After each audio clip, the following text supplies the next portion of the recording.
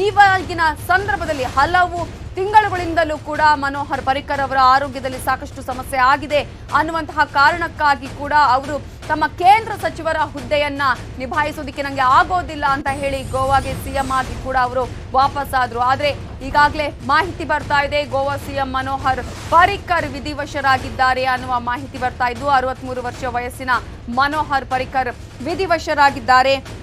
ಸಾಕಷ್ಟು ಸಂದರ್ಭಗಳಲ್ಲಿ ಕರ್ನಾಟಕಕ್ಕೂ ಮತ್ತು ಪರಿಕ್ಕರ್ಗೂ ಕೂಡ ಸಾಕಷ್ಟು ಸಂಬಂಧ ಇದೆ ಅನ್ನೋದನ್ನ ಕೂಡ ನಾವು ಗಮನಿಸಬಹುದು. ಆದ್ರೆ ಕರ್ನಾಟಕದ ಮಹದಾಯಿ ಯೋಜನೆಯ ಸಂದರ್ಭದಲ್ಲೂ ಕೂಡ ಇವರೇ ಅಡ್ಡಿಪಡಿಸಿದ್ರು ಅನ್ನೋದು. ಆದ್ರೆ ಇದೀಗ ನಾವು ಗಮನಿಸ್ತಾ ಹೋಗೋದಾದ್ರೆ 1955ರಲ್ಲಿ 13/12/1955ರಲ್ಲಿ ಜನಿಸಿದಂತಹ ಮನೋಹರ್ ಪರಿಕ್ಕರ್ ಅನೇಕ ಇಲಾಖೆಗಳಲ್ಲಿ ಸೇವೆಯನ್ನ ಕೂಡ ಸಲ್ಲಿಸಿದ್ದಾರೆ. ರಾಜಕಾರಣದ ಬಗ್ಗೆ ನಾವು ಗಮನಿಸ್ತಾ ಹೋಗೋದಾದ್ರೆ 1994ರಲ್ಲಿ ಅವರು ಬಿಜೆಪಿಯ ಪಕ್ಷಕ್ಕೆ ಸೇರ್ಪಡೆಯಾಗ್ತಾರೆ. ಆ ನಂತರ ಅವರು ಹಿಂತಿರುಗಿ ನೋಡಿದ್ದೇ ಇಲ್ಲ. ಮೊದಲ ಅವಧಿಯಲ್ಲಿ ಗೋವಾ ವಿಧಾನಸಭೆಯಲ್ಲಿ ವಿಪಕ್ಷ ನಾಯಕರಾಗ್ತಾರೆ. 2000ನೇ ಇಸವಿಯಲ್ಲಿ ಮೊದಲ ಬಾರಿಗೆ ಮುಖ್ಯಮಂತ್ರಿ ಪಟ್ಟವನ್ನ ಕೂಡ ಅಲಂಕರಿಸ್ತಾರೆ. ಆ ನಂತರ ಬೇರೆ ಬೇರೆ ಕ್ಷೇತ್ರಗಳಲ್ಲಿ ಕೂಡ ಬೇರೆ ಬೇರೆ ಇಲಾಖೆಯಲ್ಲಿ ಕೂಡ ಮಂತ್ರಿಯಾಗಿ ಸೇವೆಯನ್ನ ಸಲ್ಲಿಸ್ತಾರೆ. 2012ರಲ್ಲಿ ಮೈತ್ರಿಕೂಟ ರಚನೆ ಆದಂತಹ ಸಂದರ್ಭದಲ್ಲೂ ಕೂಡ ಗೋವಾದಲ್ಲಿ ಭರ್ಜರಿ ಜಯವನ್ನ ಗಳಿಸಿದಂತಹ ಸಂದರ್ಭದಲ್ಲಿ 2012ರಿಂದ 2014ರವರೆಗೂ 2ನೇ ಬಾರಿಗೆ ಮತ್ತೆ ಗೋವಾ ಸಿಎಂ ಆಗಿ ತನ್ನ ಸ್ಥಾನವನ್ನು ಕೂಡ ಅಲಂಕರಿಸ್ತಾರೆ ಮನೋಹರ್ ಪರಿಕ್ಕರ್ ಅವರು. ಈಗಾಗಲೇ 2017ರಲ್ಲಿ ಗೋವಾ ವಿಧಾನಸಭೆಯ ಚುನಾವಣೆಗೆ ಸ್ಪರ್ಧೆಯಾಗಿ ಮುಖ್ಯಮಂತ್ರಿ ಪಟ್ಟವನ್ನು ಕೂಡ ಅಲಂಕರಿಸಿದಂತಹ ಮನೋಹರ್ ಪರಿಕ್ಕರ್ ವಿಧಿವಶರಾಗಿದ್ದಾರೆ. ಇವಾಗ ಡೀಟೇಲ್ಸ್ ಕೊಡೋದಕ್ಕೆ ನಮ್ಮ ರಿಪೋರ್ಟರ್ ರಮೇಶ್ ಹಿರೇಜಂಬೂರ್ ಈಗ ಫೋನ್ ಸಂಪರ್ಕದಲ್ಲಿದ್ದಾರೆ. ರಮೇಶ್ ಹಿರೇಜಂಬೂರ್, ಎಷ್ಟೊತ್ತಿಗೆ ವಿಧಿವಶರಾಗಿದ್ದಾರೆ? ಯಾಕಂದ್ರೆ ಚಿಕಿತ್ಸೆಯನ್ನ ಪಡ್ಕೊಳ್ತಾ ಇದ್ರು, ಲಿವರ್ ಕ್ಯಾನ್ಸರ್ ನಿಂದ ಬಳಲ್ತಾ ಇದ್ರು ಅನ್ನೋದು ಎಲ್ರಿಗೂ ಕೂಡ ಗೊತ್ತಿರುವಂತಹ ವಿಚಾರ. ಆಸ್ಪತ್ರೆಯಲ್ಲೇ ಕೊನೆ ಉಸಿರು ಎಳೆದಿದ್ದಾರಾ, ಮನೆಯಲ್ಲಿ ಇದ್ರಾ, ಹೇಗೆ ಅಂತ? ನವಿತಾ ಜನ್, ಈಗ ಏನು ಗೋವಾ ಮುಖ್ಯಮಂತ್ರಿ ಮನೋಹರ್ ಪರಿಕ್ಕರ್ ಅವರು ಕರುಳು ಕ್ಯಾನ್ಸರ್ ನಿಂದ ಬಳಲ್ತಾ ಇದ್ರು. ಇನ್ನು ಹಲವಾರು ಸುಮಾರು 4 ತಿಂಗಳಿಂದ ಅವರು ನಿರಂತರವಾಗಿ ಚಿಕಿತ್ಸೆಯನ್ನ ಪಡಿತಾ ಇದ್ರು. 2018ರಲ್ಲಿ ಅಮೆರಿಕಕ್ಕೂ ಕೂಡ ಅವರು ತೆರಳಿದ್ರು. ಸೊ ಈಗ ಸದ್ಯಕ್ಕೆ ಮನೆಯಲ್ಲೇ ಅವರಿಗೆ ಚಿಕಿತ್ಸೆಯನ್ನ ನೀಡಲಾಗ್ತಾ ಇತ್ತು. ಮನೆಯಲ್ಲೇ ಪರಿಕ್ಕರ್ ಅವರಿಗೆ ಸಕಲ ವೈದ್ಯಕೀಯ ವ್ಯವಸ್ಥೆಯನ್ನು ಕೂಡ ಕಲ್ಪಿಸಲಾಗಿತ್ತು. ಆದ್ರೆ ಚಿಕಿತ್ಸೆ ಫಲಕಾರಿಯಾಗಿದೆ. ಅವರು ತಮ್ಮ ಮನೆಯಲ್ಲೇ ಅಂದ್ರೆ ಗೋವಾದಲ್ಲಿ ತಮ್ಮ ಮನೆಯಲ್ಲೇ ನಿಧನರಾಗಿದ್ದಾರೆ. ಕೃತಕ ಉಸಿರಾಟದ ಸಹಾಯದಿಂದ ಅವರು ಕಳೆದ ಬಾರಿ ಬಜೆಟ್ ಅನ್ನು ಕೂಡ ಮಂಡನೆಯನ್ನ ಮಾಡಿದ್ರು. ಮುಂಬೈನ ಖಾಸಗಿ ಆಸ್ಪತ್ರೆಯಲ್ಲಿ ನಿರಂತರವಾಗಿ ಅವರು ಖಾಸಗಿ ಆಸ್ಪತ್ರೆಯಿಂದ ಚಿಕಿತ್ಸೆಯನ್ನ ಪಡೆಯಲಾಗ್ತಾ ಇತ್ತು.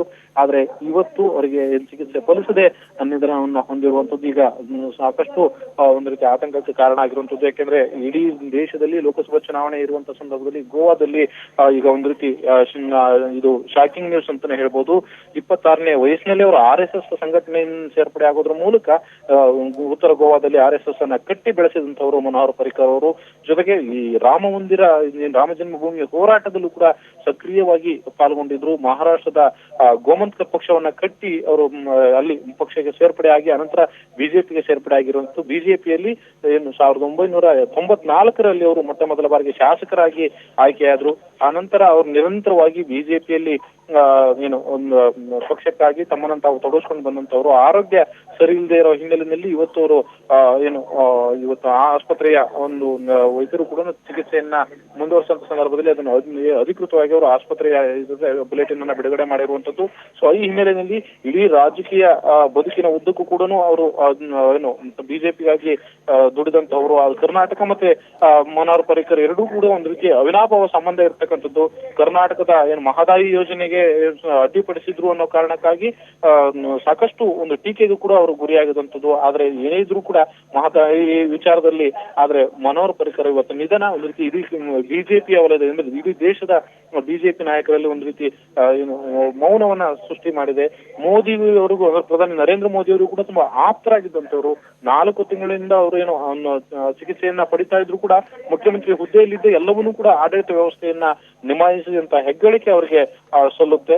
ಈ ಹಿಂದೆ ಅವರು ಕೂಡ ಅಂದ್ರೆ ಕನ್ನಡಿಗರು ಅವರ ಮೇಲೆ ಆಕ್ರೋಶವನ್ನು ವ್ಯಕ್ತಪಡಿಸುವಂತ ಸಂದರ್ಭದಲ್ಲೂ ಕೂಡ ಗೋವಾ ಕನ್ನಡಿಗರ ಮೇಲೆ ಹಲ್ಲೆ ಆದ ಸಂದರ್ಭದಲ್ಲಿ ಅಥವಾ ದೌರ್ಜನ್ಯ ನಡೆದಂತ ಸಂದರ್ಭದಲ್ಲೂ ಕೂಡ ಅವರು ಮೌನ ವಹಿಸಿದ್ರು ಅನ್ನುವಂತಹ ಆರೋಪಗಳು ಕೂಡ ಇದ್ರೂ ಕೂಡ ಕರ್ನಾಟಕದಲ್ಲೂ ಕೂಡ ಸಾಕಷ್ಟು ಬಿಜೆಪಿಯ ನಾಯಕರು ಮನೋಹರ್ ಪರಿಕ್ಕರ್ ಅವರ ಈ ನಿಧನದ ಸುದ್ದಿ ತಿಳಿದು ಸಾಕಷ್ಟು ಜನ ಒಳ್ಳೆಯ ನಾಯಕನನ್ನು ನಾವು ಕಳ್ಕೊಂಡಿದ್ದೀವಿ ಅನ್ನುವಂತಹ ಮಾತುಗಳನ್ನ ಹೇಳುತ್ತಿದ್ದಾರೆ. ಈಗಾಗಲೇ ಏನು ರಾಷ್ಟ್ರಪತಿಗಳು ಕೂಡ ಈ ಸಂಬಂಧಪಟ್ಟ ಹಾಗೆ ಟ್ವೀಟ್ ಅನ್ನ ಮಾಡಿದ್ದಾರೆ.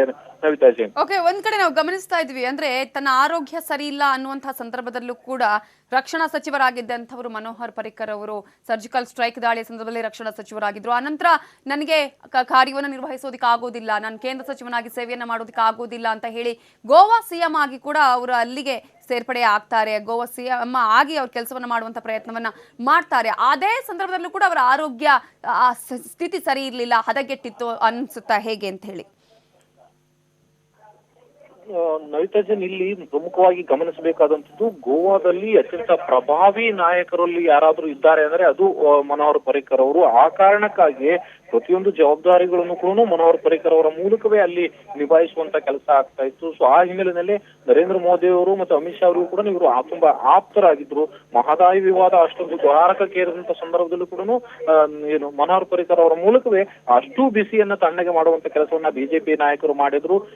ಇವರ ಇಡೀ ಜೀವನ ಚರಿತ್ರೆಯನ್ನ ಗಮನಿಸೋದಾದ್ರೆ ನಾವು ಮೊಟ್ಟ ಮೊದಲ ಬಾರಿಗೆ ಅಂದ್ರೆ 2000 ಇಸ್ವಿಯಲ್ಲಿ ಇವರು ಮುಖ್ಯಮಂತ್ರಿ ಪಟ್ಟವನ್ನ ಅಲಂಕರಿಸಿದ್ದು. ಇವರು ಬಿಜೆಪಿ ಪಕ್ಷ ಸೇರ್ಪಡೆ ಆಗಿ ಮೊದಲ ಬಾರಿಗೆ 94ರಲ್ಲಿ ಬಿಜೆಪಿಯನ್ನು ಸೇರ್ಪಡೆ ಆದ್ರು.